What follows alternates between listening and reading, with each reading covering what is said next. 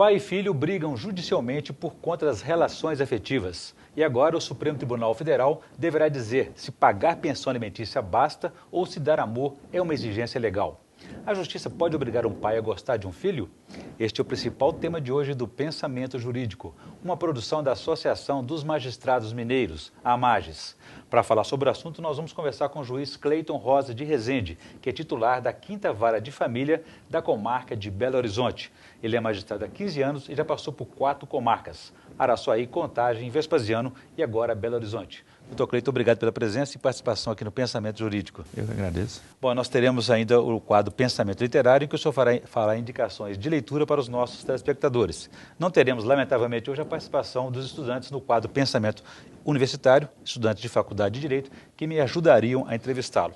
Mas, doutor Cleiton, nosso tema hoje é essa discussão que está colocada. Um filho que não recebeu o afeto do pai, ele tem direito a cobrar indenização por danos morais? Pois é, a questão hoje é muito controvertida, né? É a discussão que se instala no mundo jurídico justamente sobre a possibilidade de se cobrar essa indenização. Mas formou-se aí, vamos dizer, duas correntes, né? Uma que aceita a possibilidade da indenização e outra que não aceita a possibilidade da indenização. E normalmente o que se fala contra a indenização é justamente da impossibilidade de você, vamos dizer, monetarizar o termo que a gente usa, mas na realidade valorar, né, colocar um valor para o afeto, né? Seria possível você colocar um valor para o afeto? Essa que é a maior discussão que tem se travado na atualidade. E teve um caso aqui em Belo Horizonte, o Tribunal de Justiça de Minas Gerais deu um ganho de causa para um filho e o pai recorreu ao STJ e agora a situação foi parar no STF. O senhor acha que isso pode variar de instância para instância?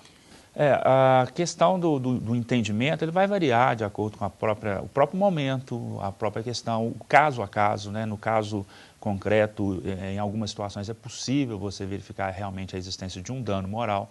Em outros casos, às vezes, você verifica que às vezes é apenas um oportunismo em relação à questão de querer ganhar um dinheirinho a mais. Quer dizer, o senhor coloca a coisa como uma interpretação de uma instância ou de um juiz que estiver julgando o caso. O que diz a lei e o que o juiz pode interpretar, até onde ele pode ir com isso, sem interferir muito na relação, na vida das pessoas?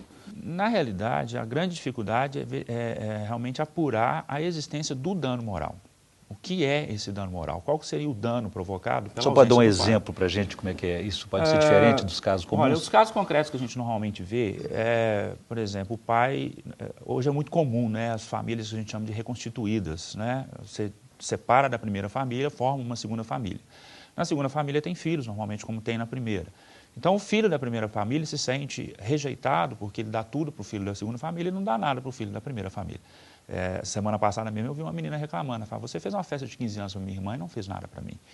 Então, a maior questão que fica é justamente nesse sentimento, essa ausência, se isso provocou algum dano psicológico, sim, alguma questão que possa ter afetado o próprio crescimento, a própria formação da pessoa em relação a isso. Um fato explícito, né?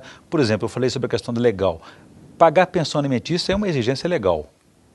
Não basta isso? Não basta isso? Não, a questão é justamente essa, porque, na realidade, o que a gente chama de paternidade responsável vai muito além das questões meramente materiais, né? A obrigação dos pais é dever, criação, sustento e essa educação ela passa ela vai além da questão da escola, né? Ela vai a educação que a gente fala que é uma educação moral e espiritual. Isso também é pensado pelo direito. Não fica muito difícil para o magistrado tomar essa decisão no campo subjetivo, já que não é explicitamente colocado pela lei?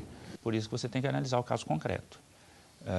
Você vê exatamente até que ponto essa ausência do pai, o fato dele não ter participado em absolutamente nada na vida do filho, às vezes nem mesmo com pensão, né? Porque esse caso que você citou que o Tribunal de Minas julgou, o pai participava com a pensão, só não participava com a presença. E a questão que o filho cobrou foi justamente a ausência do pai. A pensão ele estava pagando, tanto que deu oportunidade a ele de fazer uma faculdade. Mas tem certas situações que você não tem nem a presença material do pai pagando a pensão. Então, são os casos mais graves que até a lei já... Mas para a pensão nós temos aí o crime de abandono material, né? A pessoa pode ser processada. A questão da pensão alimentícia, a prisão por falta de pagamento da pensão alimentícia, você resolveria dessa forma.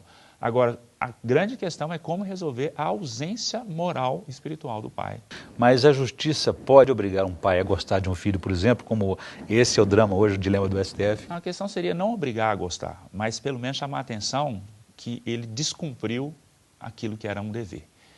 E, normalmente, como é uma imposição da lei, um imperativo da lei, a lei tem uma sanção, né? A lei tem um fazer, um dever ser, e em função desse dever ser, o descumprimento disso tem que ter uma sanção. Então, a questão da indenização, ela passaria justamente por essa sanção.